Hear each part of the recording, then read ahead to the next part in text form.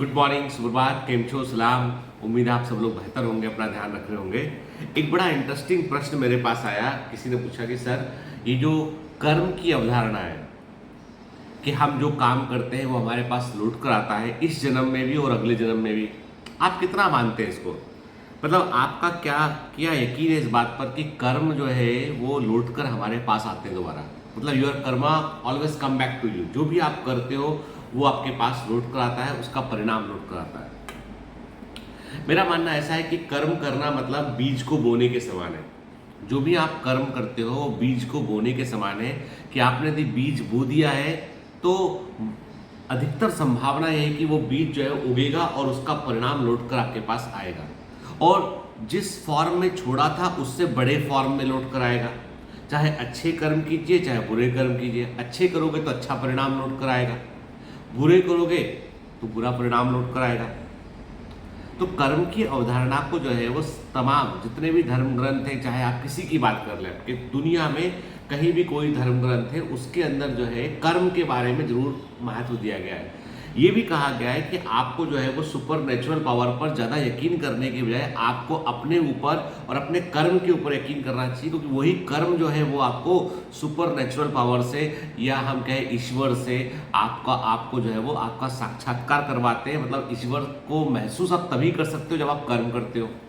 मतलब बगैर कर्म किए जो है वो कुछ अचीव आप नहीं कर सकते हो।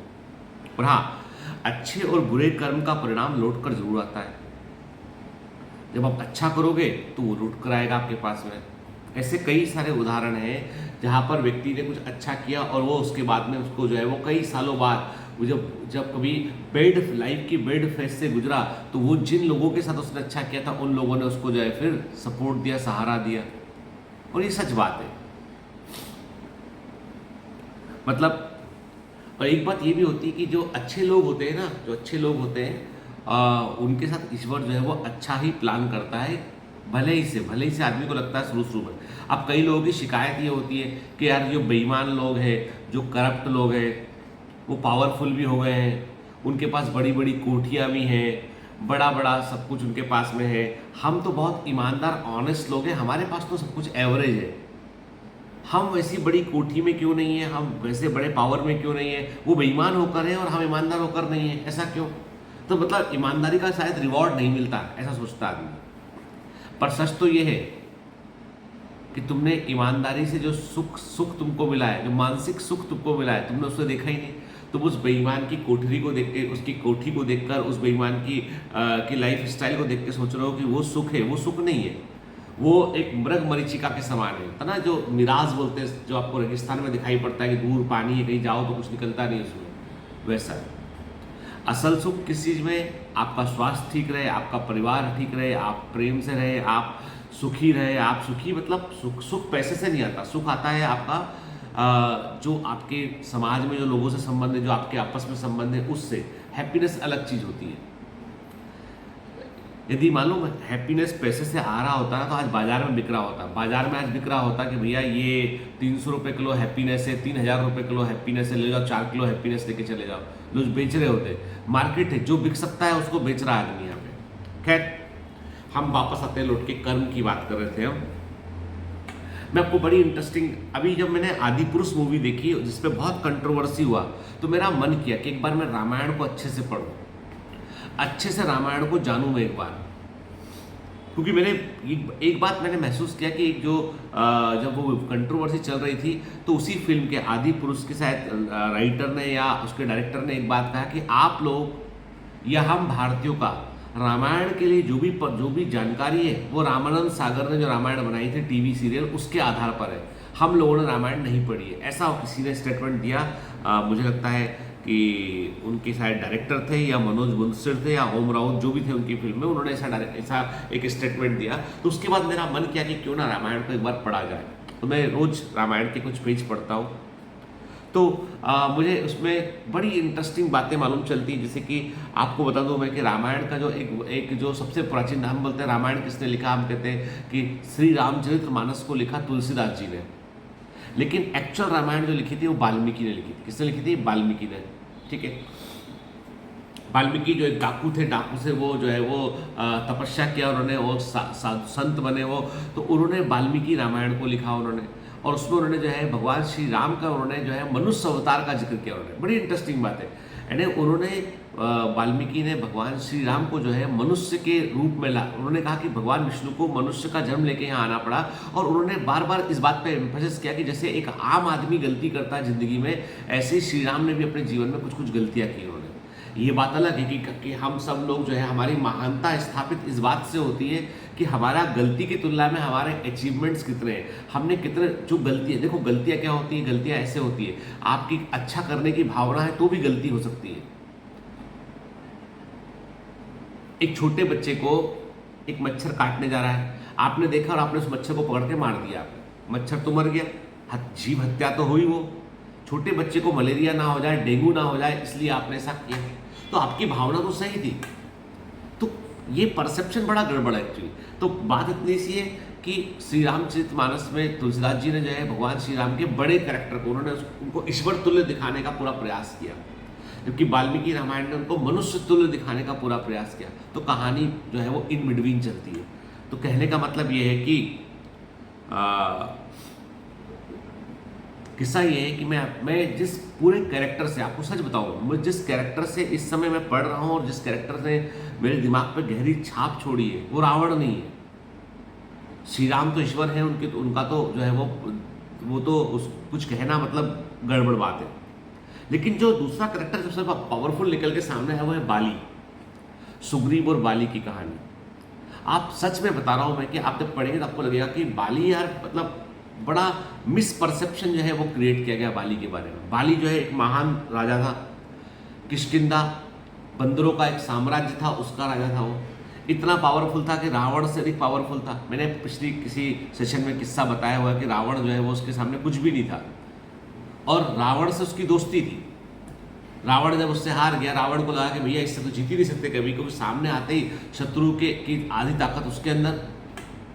तो अब इससे जीतने का तरीका नहीं है, तो मतलब इससे दोस्ती कर लो भाई। जब बहुत पावरफुल आदमी होता है जिससे आप लड़ नहीं सकते हो, जीत नहीं सकते हो, तो उससे दोस्ती करने में भलाई है। तो रावण ने दोस्ती कर ली, लेकिन बाली का अपने भाई सुग्रीव के साथ में जो है वो मतभेद चल रहा था। और उसके पीछे भी एक कारण ये था कि वो आपको पता होगा कि एक छोटा किस्सा ये घटा था कि बाली जब जो है वो अपना राजा थे वहाँ के, तो उन्होंने जो है वहाँ पे एक असुर आ गया, वहाँ पे एक राक्षस आ गया, जिस राक्षस को बड़ा खतरनाक राक्षस था, जो कई सारे बंदरों को मार देता, कई सारे जो है राज्य के लोगों को परेशान करता।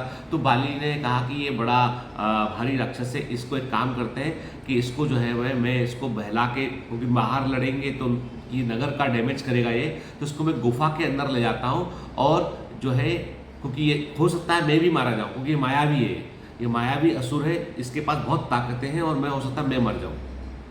तो यदि मैं मर जाता हूँ तो तुम राज्य को संभालना, लेकिन मैं इसको पहले बहला फुसला के गुफा के अंदर ले जाता हूँ। तो राक्षस जब आया तो लड़ते लड़ते लड़ते लड़ते वो गुफा के अंदर चले गए, और तब बाली ने सुग्रीव से कहा कि गुफा के बाहर एक पत्थर लगा दो, यदि मैं मर गया तो मेरा खून जो है बाहर लाल रंग का निकलेगा, लाल खून बाहर निकलेगा, तो तुम समझ जाना कि तुम्हारा भाई अब नहीं रहा है। तो तुम पत्थर को लगा दो गेट पे, तो राक्षस अंदर रहना चाहिए, बाहर नहीं निकलना चाहिए, नहीं तो ये पूरे नगर को उजाड़ देगा। तो तुम खून बाहर खड़े रहना, तुम्हें खून दिखाई पड़े तो ही तुम जाना। लाल खून निकला तो मतलब मैं मारा गया, और यदि काला खून निकला तो ये असुर है तो काला खून होगा इसका, तो काला खून निकला मतलब ये मारा गया। ठीक है, तो तुम बाहर इंतजार करना। तो जैसे ही वो दोनों गुफा में लड़ते हुए अंदर जाते हैं तो सुग्रीव बाहर से बड़ा पत्थर लगा देते हैं। अब इंतजार कर रहे होते हैं, कई दिन गुजर जाते हैं, युद्ध लंबे लंबे चलते थे, पुराने समय की बात है। अचानक गुफा से बाहर लाल खून निकलता हुआ दिखाई पड़ता है, तो सुग्रीव समझ जाते हैं कि मेरा भाई मारा गया। पत्थर को और अच्छे से अरेंज करके कि निकल ना पाए किसी प्रकार बाहर वो, और वो लूट के अपने राज्य चले जाते हैं, और वहाँ जाके लोगों को बताते हैं कि भाई बाली जो है वो मारा गया उस राक्षस की तरह, असुर को मैंने जो है उस पहाड़ में कैद कर दिया है, और अब ये राज्य जो है मुझे संभालना पड़ेगा। फिर जो उनकी बाली की जो वाइफ होती तारा, उनसे वो विवाह भी कर लेते हैं, क्योंकि वो जरूरी था, तो विवाह कर लेते हैं और पूरा राज्य संभाल लेते हैं। इधर बाली जो है उनको मालूम चलता है कि वो बाली ने चूंकि उस असुर को मार दिया होता है, लेकिन बाली को लगता है कि यार मेरी जानकारी ये गलत थी, असुर का खून भी लाल रंग का होता है, खून सबका लाल रंग का होता है, तो मतलब मैंने जो असुर मारा है उसका खून काला नहीं लाल है। वो उसे मार देते हैं। लेकिन प्रॉब्लम ये है कि बड़ा छोटा भाला भाई सोचता है कि मेरा ही मारा गया, तो बाहर पत्थर ला के निकल जाता राज्य वो। अब ये बाहर नहीं निकल पाते, कैसे बाहर निकले, बहुत बड़ी चट्टान बाहर लगी हुई है। फिर किसी प्रकार चूंकि ताकतवर व्यक्ति थे, बहुत कोशिश करते और कुछ दिनों में उनका सफल होते हैं, वो छेद वेद करके हटा के पत्थर वो बाहर निकल के आते हैं। बाहर निकल के आते देखते हैं वो कि सुग्रीव राजा बन चुका है और उनकी वाइफ से उसने शादी भी कर लिया है। तो बाली आके बहुत नाराज होते हैं, वह बोलते हैं कि तुमने मेरा इंतजार नहीं किया, ये नहीं किया। तो सुग्रीव बोलता है कि मुझे आपने जैसा कहा था वैसा मैंने किया, लाल खून निकला तो मैं सोचा आप नहीं रहे इसलिए मैं आ गया यहाँ पे। उसने कहा तुमने मेरा इंतजार नहीं किया, कुछ दिन तो मेरा इंतजार करते। उसने कहा कि मुझे लगा कि आपने जैसा कहा उसके अकॉर्डिंग मुझे लगा कि आप खत्म हो गए, कैसे मैं इंतजार करता। तो बाली बहुत गुस्सा होता, बोला तुमने धोखा दिया, तुमने मेरी वाइफ से भी शादी कर लिया, ये भी कर लिया, वो भी कर लिया, तुम धोखेबाज हो, ऐसा करके बहुत। सुग्रीव माफी मांगता है लेकिन बाली उनको बाहर करता है, तुम बाहर जाओ राज्य से, मैं तुम्हें देखना नहीं चाहता हूँ। ठीक है, अब ये दोनों भाइयों का मतभेद था। सुग्रीव को जो है वो बाहर कर दिया गया। सुग्रीव एक आध बार कोशिश भी करते हैं आने की, माफी मांगने की, फिर एक आध बार युद्ध करने की कोशिश भी करते हैं, लेकिन वो हार जाते हैं बाली के सामने, क्योंकि बाली के सामने तो रावण भी कुछ नहीं था। तो अब दोनों भाई का मतभेद था। वो पहाड़ पे कहीं, अब चूंकि बाली ने कई बार सोचा कि मैं अपने मतलब जब युद्ध करने बार बार सुग्रीव आया तो बाली ने सोचा मैं इसको मार दूं, खत्म करूं। लेकिन फिर कहा मेरा छोटा भाई है, मैंने इसको बच्चे के साथ पाला है, मैंने सपोर्ट किया, इसलिए मैं इसको मारूंगा नहीं। इससे बोलता है कि तुम ये राज्य में मत दिखना, इसके बाहर एक पर्वत है, वहां पर्वत पर जाकर तुम रहो, यहाँ मत आए तो मैं मार दूंगा, अगली बार आए तो दोबारा मत दिखना। तो सुग्रीव निर्वासित होकर बाहर रह रहे होते। ठीक है, ये सुग्रीव की कहानी है। जब श्री राम सुग्रीव के पास पहुंचते हैं और हनुमान जी के थ्रू, तो सुग्रीव उनको बताते हैं क्योंकि भाई ने उनका राज्य छुड़ा लिया है और वो चाहते हैं कि राज्य जो है वो वापस चाहिए, और बाली जो है वो ताकतवर बहुत है, तो उससे आपको मदद करनी पड़ेगी। तो ये दोनों फिर वो राम भगवान से जाते हैं, जाओ जाके लड़ो अपने भाई से, जाके देखते हैं। लड़ रहे होते हैं तो अब क्या होता है, दोनों देखने में एक समान है, तो भगवान श्री राम समझ नहीं पाते कि किसको तीर मारना है। लेकिन अगली बार जब दोबारा जाते हैं, वो सुग्रीव तो गले में हार पहन के जाते हैं, आइडेंटिफाई करते हैं, तो भगवान श्री राम एक पेड़ के पीछे से उसको तीर मारते हैं बाली को। तो बाली को तीर लगता है, बाली मरने लगता है। तो बाली मरते मरते श्री राम को अपने पास बुलाता है और बोलता है कि इधर आओ, ये बताओ तो पेड़ के पीछे से छिपकर तुमने मुझे तीर मारा, क्या ये न्यायोचित है? क्या यही तुम्हारी मर्यादा है? इसे ही तुम मर्यादा कहते हो?